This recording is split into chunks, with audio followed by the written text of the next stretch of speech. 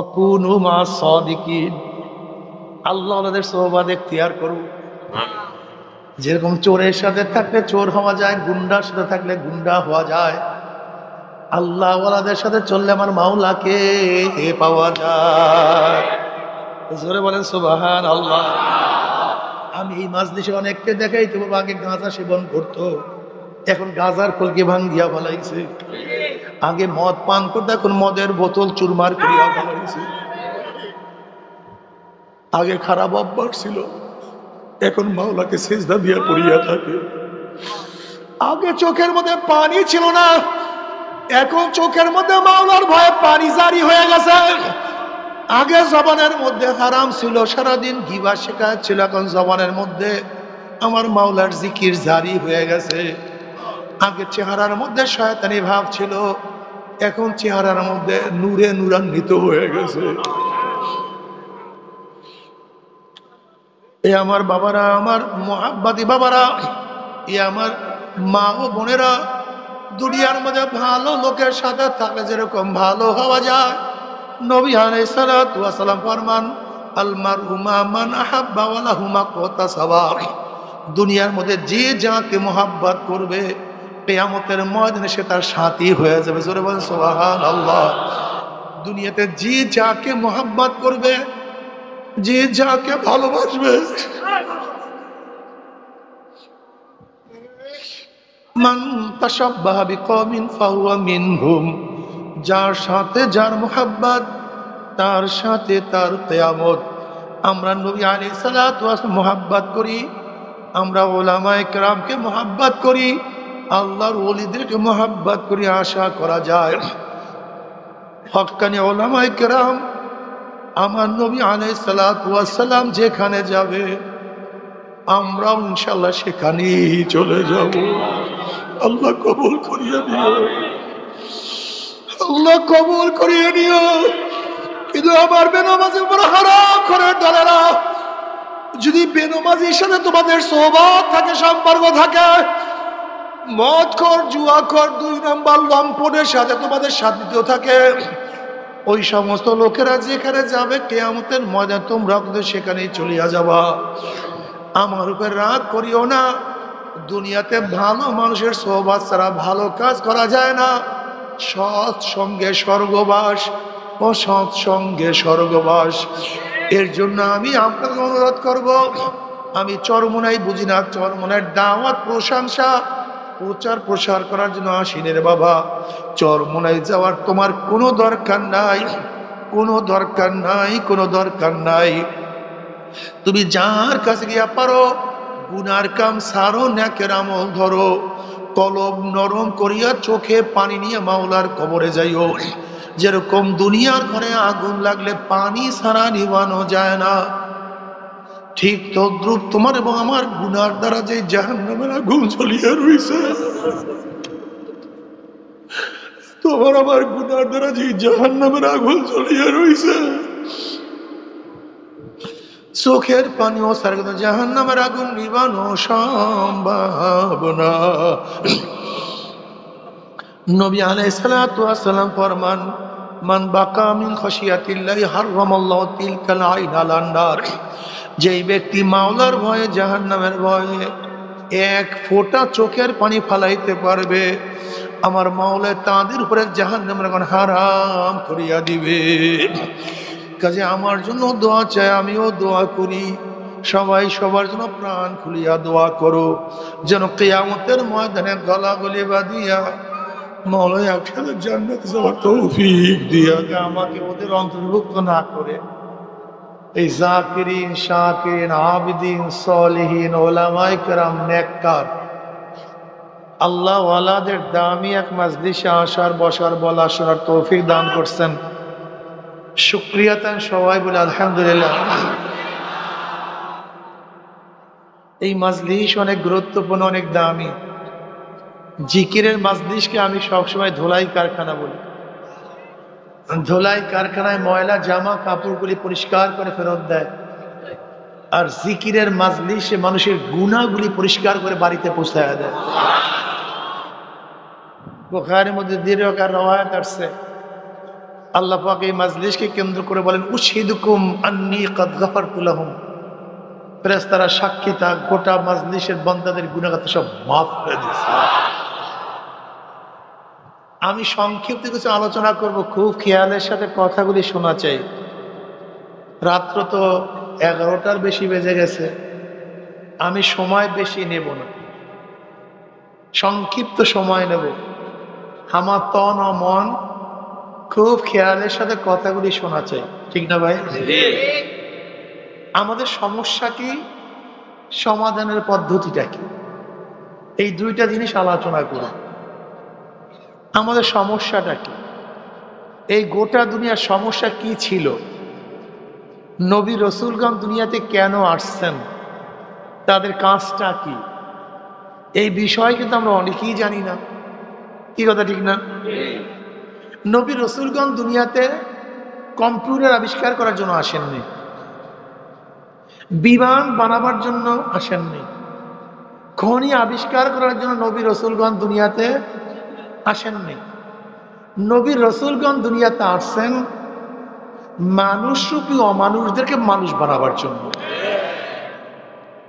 আপনারা জানেন নবী আলাইহিস সালাতু ওয়াস সালাম জমানা ছিল আইয়ামে জাহিলিয়াত, জাহিলি যুগ, অসভ্যদের যুগ, অন্ধকারের যুগ, জালেমদের যুগ, খুনিদের যুগ, ধর্ষকদের যুগ, ডাকাতদের যুগ। হীন কোনো অপরাধ নাই যেই অপরাধ ওই জমানায় ছিল না, এমন কোনো অপরাধ সেখানে নেই। কি বিশ্বাস করেন না? কেমন যুগ ছিল? নিজের ঔরারজাত সন্তানকে শুধু লজ্জার কারণে হত্যা করত। অর্থাৎ কারোর ঘরে যদি কন্যা সন্তান জন্মগ্রহণ করত, এটা সবচেয়ে বড় লজ্জার বিষয় ছিল, অপমানের বিষয় ছিল। এই ভয়ে প্রকাশ হওয়ার আগেই নিজের বাচ্চাকে নিজে হত্যা করত। শুধু দাহিয়াতুল কলবী রাদিয়াল্লাহু তাআলা আনহু, দাহিয়াতুল কলবী রাদিয়াল্লাহু তাআলা আনহু খুব আকর্ষণীয় চেহারার অধিকারী ছিলেন। এত চেহারা সুন্দর ছিল, রাস্তায় যখন বের হইতেন রুমাল ঢাকিয়া বের হইতেন, মহিলাদের ভয়ে। তার চেহারা দেখলে কোনো মহিলার ঠিক থাকতে পারত না, এত সুন্দর চেহারা ছিল। এই দাহিয়াতুল কলবী রাদিয়াল্লাহু সম্ভ্রান্ত পরিবারের লোক ছিলেন, অথচ নিজের কন্যা সন্তানের বাবা এই লজ্জার কারণে নিজের ঔরাসজাত 70টা নিজের বাচ্চাকে জেতা কবর দিচ্ছে। এখনো মানুষের কাজ, এখনো মানুষ করতে পারে, এটা হতে পারে। এই উদাহরণ দ্বারাই বুঝতে পারেন সেই জমানার অবস্থাটা কত খারাপ ছিল, কত নিকৃষ্ট ছিল। জনাব মুহাম্মদ রাসূলুল্লাহ সাল্লাল্লাহু আলাইহি ওয়াসাল্লাম আসার পরে দাহিয়াতুল কলবীর অবস্থাটা কেমন হয়েছে? এত ভালো হয়ে গেছেন, জিবরিল আলাইহিস সালাতু ওয়াস সালাম অধিকাংশ সময় দুনিয়াতে আসতেন তার রূপ ধরে, তার চেহারা অনুযায়ী। কি বুঝলেন? নবী আসার আগে এই ব্যক্তি কত নিকৃষ্ট ছিল, আর নবীর সোহবাতে যাওয়ার পরে তার মান, মর্যাদা, ইজ্জত কত বেড়ে গেছে। জিব্রাইল তার সূরাত ধরে দুনিয়াতে আসতেন, বুঝাতে পারিনি। দেখেন আইয়ামে জাহিলিয়াতের যুগের অবস্থা কত নিকৃষ্ট ছিল, বিশ্বাস করতে পারবেন না। গোলামদের কোনো মর্যাদা ছিল না, কোনো অধিকার ছিল না, সম্পত্তির কোনো মালিক ছিল না। অথচ নবী আলাইহিস সালাতু ওয়াস সালাম দুনিয়াতে আসার পরে বেলালে হাবশির মান কি পরিমাণে বেড়ে গেছে, কত দামি হয়ে গেছে। বেলালে হাবশি হাতে জমিনের মধ্যে, পায়ের আওয়াজ আরশের মধ্যে। যে বেলালে হাবশির কোনো মর্যাদা ছিল না, দাম ছিল না, অথচ অর্ধ জাহানের বাদশাহ উমর ইবনে খাত্তাব রাদিয়াল্লাহু তাআলা যখন বেলালে হাবশিকে সম্বোধন করতেন, কি বলে? সাইয়্যিদুনা বেলাল, আমাদের সর্দার, আমাদের নেতা বেলাল। কি বুঝলেন? একজন গোলামকে দামি বানায় ফেলেছে। যেই মেয়েদের কোনো দাম ছিল না, আমার নবী সেই মেয়েদেরকে দামি বানায় ফেলেছে। বলছে যে একজন মেয়ে সন্তান জন্ম দিবে, আর তাকে লালন পালন করে দিন শিক্ষা দিয়ে বিবাহ দিবে, আল্লাহ তাকে জান্নাতের মালিক বানায় দেবে। যে 2টা মেয়ে সন্তান এই কাজ করবে, আল্লাহ জান্নাতের মালিক বানায় দেবে। যে 3টা সন্তানের এই কাজ করবে, আল্লাহ তাকে জান্নাতের মালিক বানায় দেবে। যেই মেয়ে সন্তান জন্মগ্রহণ করা সবচেয়ে বড় নিকৃষ্ট কাজ ছিল, লজ্জার বিষয় ছিল, এখন সেই মেয়ে সন্তান জন্মগ্রহণ করা সবচেয়ে দামের বিষয় হয়ে গেছে। আমি বুঝাতে পারিনি। যেই জাহিলি যুগে কোনো মেয়েদের ইজ্জত আবরুর কোনো গ্যারান্টি ছিল না, নবী আলাইহিস সালাত কি বললেন? অচিরি আমি এমন একটা সমাজ, যুবক ছিলেন, শোনা ভালো মতো শোনার চেষ্টা করো, বোঝার চেষ্টা করো। জীবন বাঁচার গাঁজাই সেবন করবা, আর মদই পান করবা, আর গুন্ডা মাস্তান জালেমদের পিছনে জীবনটাকে ধ্বংস করে ফেলবা। মাথার মধ্যে ঘিলু নাই, চিন্তা নাই। জাহিলি যুগের সম্পর্কে তোমরা ভালো মতো জানো। মেয়েদের ইজ্জত আবরুর কোনো গ্যারান্টি ছিল না, ধর্ষণ করে হত্যা করা হইতো, এত নিকৃষ্ট সমাজ ছিল। কিন্তু নবী আলাইহিস সালাত কি বললেন? অচিরি আমি এমন একটা সমাজ উপহার দেব, মদিনার থেকে হাজরা মাউত পর্যন্ত, মক্কা পর্যন্ত একটা সুন্দরী, সুশ্রী, আকর্ষণীয় রমণী একা একা হাঁটবে, চলবে, কিন্তু ধর্ষণের শিকার হবে না, ইফতিজিংয়ের শিকার হবে না, সিলোথানি হবে না, এবং লুণ্ঠিত হবে না। কি বুঝলেন? ছাতা বুঝছেন? এই হাদিস দ্বারা কি বুঝছেন? আহা, কত দামি হাদিস, কত গুরুত্বপূর্ণ হাদিস। একটা হাদিস আপনি চিন্তা করতে পারছেন?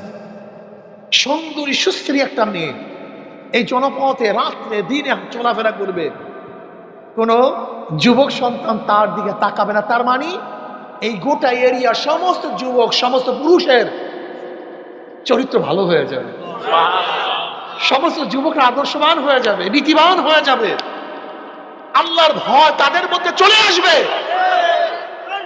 সমস্ত মানুষগুলি ভালো হয়ে যাবে। কি বুঝলেন? আল্লাহ তাই দেখা গেছে। মরুর মধ্যে একজন রমণী হাঁটতেছিল, সুন্দরী মেয়ে একা একা চলতেছিল, হঠাৎ পায়ের আওয়াজ পাইতেছিল, পায়ের আওয়াজ। মেয়ে তাকায় দেখে পুরুষ, যুবক, তাগড়া পুরুষ। ওর আর কলিজায় নাই, কলিজা উল্টে গেছে। মনে করছে আজ আর উপায় নেই, আমি শেষ, আমার ইজ্জতও শেষ, জীবনও শেষ, সবই শেষ। যুবকটা বুঝতে পারছে মেয়েটা ভয় পেয়েছে, যুবক বুঝতে পারছে মেয়েটা ভয় পেয়েছে। অমনি যুবক আওয়াজ করছে, আমি একজন মহিলা, আমি একজন মুসলমান। এ মহিলা শোনো, আমি একজন মুসলমান, আমি একজন। বাস, মেয়ে চুপ, শান্ত। যেহেতু সে মুসলমান, মুসলমান মানিটা কি? আল মুসলিমু মান সালামা আল মুসলিমুনা মিন লিসানি ওয়া ইয়াদিহি। সব দিক থেকে আরেকজনের জান, মাল, ইজ্জত, আবরু সব নিরাপদ। এবার যুবক বলছে, মেয়ে পিছনে আসো, আমি সামনে যাই। কোথায় যাবা? কোন অমুক জায়গায়, পিছনে হাঁটতে থাকো। একজন মেয়ের রাহনুমাই করার জন্য এইটাই পদ্ধতি, পিছন থেকে রাহনুমাই করা যাবে না, পথ প্রদর্শন করা যাবে না। যেহেতু মেয়েদের আল্লাহ পাক সব অঙ্গই আকর্ষণীয় বানাইছেন, এর জন্য পিছন থেকে না। যদি পথ দেখাতে হয়, পুরুষ সামনে থাকবে, মেয়ে পিছনে থাকবে। মেয়ে এবার বলতেছে অমুক অমুক অমুক অমুক জায়গায় যাব, এই রাস্তা এই রাস্তা। পুরুষ সেই জায়গায় পৌঁছাবার পরে পুরুষ আবার চলে আসছে। কি বুঝলেন? লুণ্ঠিত হবে না। তার মানে এই গোটা এরিয়ার সমস্ত মানুষ দরিদ্র সীমার উপরে চলে যাবে, কেউ গরিব থাকবে না, একজনও গরিব থাকবে না, সব দরিদ্র সীমার উপরে চলে যাবে। হাদিস বুঝেন? হ্যাঁ বুঝলেন। সমস্ত মানুষগুলি দরিদ্র সীমার উপরে চলে যাবে। যেহেতু পকেট খালি না, অন্যের পকেটের দিকে নজর দেবে কেন? কথা কয় না। যেহেতু পেটটা ভরা, অন্যের প্লেটের দিকে নজর দেওয়ার দরকারটা হবে কেন? আল্লাহু আকবার। ওমর ইবনে খাত্তাব রাদিয়াল্লাহু জামানায়, ওমর ইবনে খাত্তাব রাদিয়াল্লাহু তাআলা জামানায় ওমর ইবনে খাত্তাব রাদিয়াল্লাহু তাআলা আনহু খেলাফতে পড়ছেন 13 হিজরিতে, বিদায় হয়েছেন 23 হিজরিতে। এই ওমর ইবনে খাত্তাব রাদিয়াল্লাহু তাআলা জামানায় নবী আলাইহিস সালাম দুনিয়াতে বিদায় হয়েছেন 11 হিজরিতে। আবু বকর রাদিয়াল্লাহু ছিলেন 18 মাস। কয় মাস? 18 মাস। নবী আলাইহিস সালাতু ওয়াস সালামের বিদায় হওয়ার পরে আবু বকর রাদিয়াল্লাহু তাআলা 18 মাস, আর ওমর ইবনে খাত্তাব রাদিয়াল্লাহু তাআলা 23 বছর, 23 সন, 10 বছর 6 মাস 6 দিন, 10 বছর 6 মাস 6 দিন তিনি খেলাফতের দায়িত্বে ছিলেন। এই মাত্র এই কয়দিনের মধ্যে মদিনার অলিতে গলিতে জাকাতের টাকা নিয়ে ঘুরছে, কিন্তু জাকাত গ্রহণ করবে এরকম কোনো গরিব নেই। আল্লাহু আকবার। সব ধনী হয়ে গেছে। কয় বছর বললাম না, মাত্র অল্প। আরে 10 বছর তো শেষ। কিন্তু ওমর ইবনে খাত্তাব রাদিয়াল্লাহু মাঝখানের জমানে এই অবস্থা হয়ে গেছে। অত সেই কপালের পর মুসলমান ইসলাম বুঝেই না, ইসলাম বুঝতেই চায় না। এর কারণটা, এর মূল কারণ সোহবাত। জোরে বলেন কি? জোরে বলেন।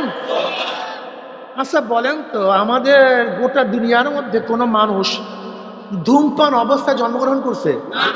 তাই ধূমপান শিখলো কিভাবে? আচ্ছা গাঁজা সেবন অবস্থায় গোটা দুনিয়ার কেউ জন্মগ্রহণ করছে? গাঁজা ধরলো কিভাবে? আচ্ছা মদ পান করে কেউ জন্মগ্রহণ করছে? মদ পান করলো কিভাবে? আচ্ছা কলেমা পড়িয়া কেউ জন্মগ্রহণ করছে? কলেমা পড়লো কিভাবে? আচ্ছা নামাজ শিখিয়া কেউ জন্মগ্রহণ করছে? নামাজ শিখলো কিভাবে? আল্লাহকে চিনিয়া কেউ জন্মগ্রহণ করছে? আল্লাহকে চিনলো কিভাবে? তার মানে দাম কিসের? জোরে বলেন। বিশ্বাস হয় না। আচ্ছা বলুন তো, আবরার ফাহাদকে কারা হত্যা করছে? ইউনিভার্সিটি, বুয়েট ইউনিভার্সিটির ছাত্র, ইঞ্জিনিয়ারিং ইউনিভার্সিটির ছাত্র। আর আপনারা জানেন বুয়েটে ভর্তি হয় কবে? আইএ পাস করার পরে। 2টা পরীক্ষা দিছে, মেট্রিক আইএ। ভালো রেজাল্ট ছাড়া, জিপিএ 5 পাওয়া ছাড়া কোনো সুযোগ নেই। গোটা বাংলাদেশের মধ্যে বুয়েটে ভর্তি হওয়ার জন্য সবচেয়ে বেশি মেধার প্রয়োজন, আপনারা সবাই জানেন।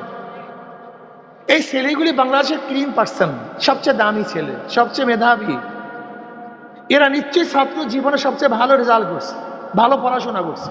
আপনারা দেখেছেন এই বছর মেট্রিকে যারা ভালো রেজাল্ট করছে তারা কি বলছে? আমরা মোবাইল ব্যবহার করি না। দেখছেন আপনারা? দেখেন নাই? যারা ভালো রেজাল্ট করছে তারা বলে আমরা মোবাইল ব্যবহার করি না, আমাদের কাছে মোবাইল ছিল না, আমরা আড্ডা টাড্ডা মারতাম না। তাই যেই ছেলেটা ভালো রেজাল্ট করে সে পড়াশোনা করে না আড্ডা মারে? সে ভালো না খারাপ? বুয়েটে ভর্তি হওয়ার জন্য যেই ছেলেটা সবচেয়ে মেধাবী ছিল, সবচেয়ে ভালো ছিল, সেই ছেলেটা সেখানে ভর্তি হওয়ার পরে খুনি হইল কিভাবে? একদিন চিন্তা করছেন? কেউ চিন্তা করেন। আমাদের সমস্যাই এ তো ছিল ভালো, হয়ে গেছে খুনি। অথচ ক্রিম পার্সেন্ট বাংলাদেশের, আমাদের মেধা, আমাদের গৌরব ছিল, এরা আমাদের দেশকে উন্নতি করবে, উন্নয়ন করবে, কিন্তু আজকে তারা খুনি হয়ে গেছে।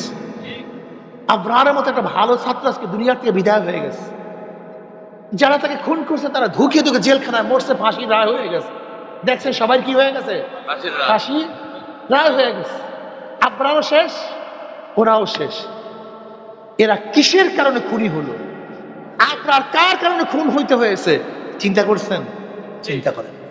আমাদের সমস্যা চিন্তা করি, আমরা চিন্তা করি, এইটা আমাদের মূল সমস্যা।